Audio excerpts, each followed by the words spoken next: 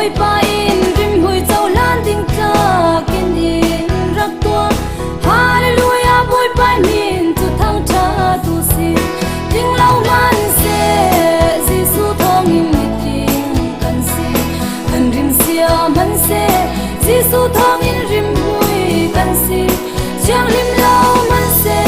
Giêsu thong in chiang kan si hallelujah boy pa min tu thang tha se kan ni tu ti dai khol kan silo Calvary ti khuri khol chami kan si mi chiang nim ban sui ram nom chau tu ding mi kan si